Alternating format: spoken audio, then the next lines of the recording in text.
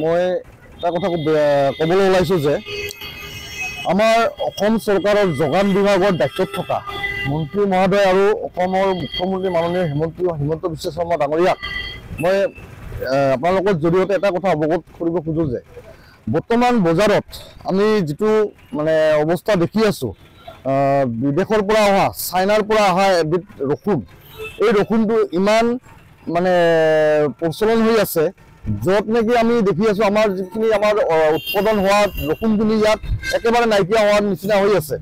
এই ৰসুনৰ ব্যৱসায়টো মানে এনেকুৱা ধৰণৰ সিঁচৰিত হৈ আছে, ইয়াত যোগান বিভাগে কোনো ধৰণৰ ব্যৱস্থা গ্ৰহণ কৰিবলৈ আমি দেখা নাই।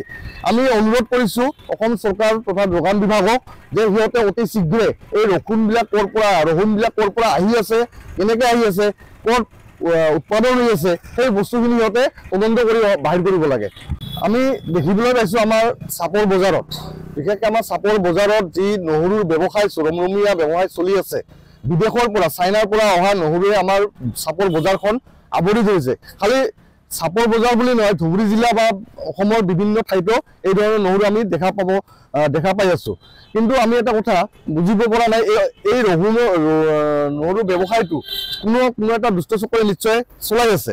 আৰু ইয়াত যোগান বিভাগৰ দায়িত্বত থকা বিষয়াসকল সিহঁতে কি বজাৰত বজাৰ কৰিবলৈ নাযায় নেকি? সিহঁতে নাচায় নেকি যে এই নহৰুবিলাক ক'ৰ পৰা আহিছে, কেনেকৈ বিক্ৰী কৰি আছে?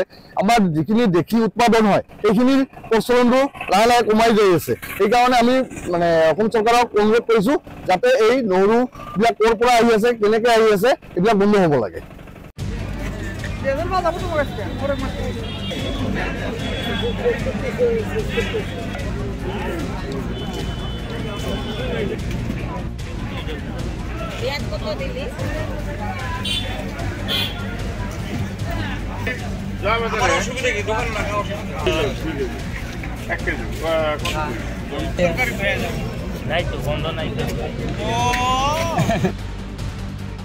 মই এটা কথা ক'বলৈ ওলাইছোঁ যে আমাৰ অসম চৰকাৰৰ যোগান বিভাগৰ দায়িত্বত থকা মন্ত্ৰী মহোদয় আৰু অসমৰ মুখ্যমন্ত্ৰী মাননীয় হিমন্ত বিশ্ব শৰ্মা ডাঙৰীয়াক মই আপোনালোকৰ জৰিয়তে এটা কথা অৱগত কৰিব খোজোঁ যে বৰ্তমান বজাৰত আমি যিটো মানে অৱস্থা দেখি আছোঁ, বিদেশৰ পৰা অহা চাইনাৰ পৰা অহা এবিধ ৰসুন, এই ৰসুনটো ইমান মানে প্ৰচলন হৈ আছে, য'ত নেকি আমি দেখি আছোঁ আমাৰ যিখিনি আমাৰ উৎপাদন হোৱা ৰসুনখিনি ইয়াত একেবাৰে নাইকিয়া হোৱাৰ নিচিনা হৈ আছে। এই ৰসুনৰ ব্যৱসায়টো মানে এনেকুৱা ধৰণৰ সিঁচৰিত হৈ আছে, ইয়াত যোগান বিভাগে কোনো ধৰণৰ ব্যৱস্থা গ্ৰহণ কৰিবলৈ আমি দেখা নাই। আমি অনুৰোধ কৰিছোঁ অসম চৰকাৰ তথা যোগান বিভাগক যে সিহঁতে অতি শীঘ্ৰে এই ৰসুনবিলাক ক'ৰ পৰা আহি আছে, কেনেকৈ আহি আছে, ক'ত উৎপাদন হৈ আছে, সেই বস্তুখিনি সিহঁতে তদন্ত কৰি বাহিৰ কৰিব লাগে।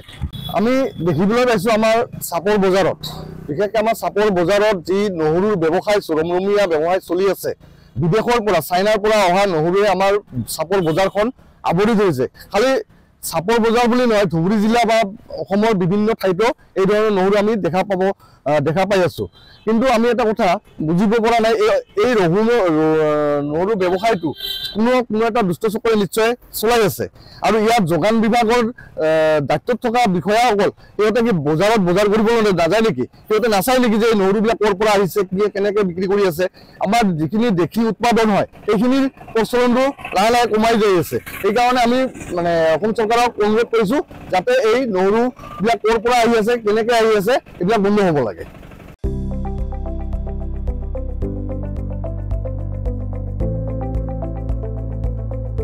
NB নিউজ, সহজ সৰল ভাষাত নৱভাৰতৰ কথা।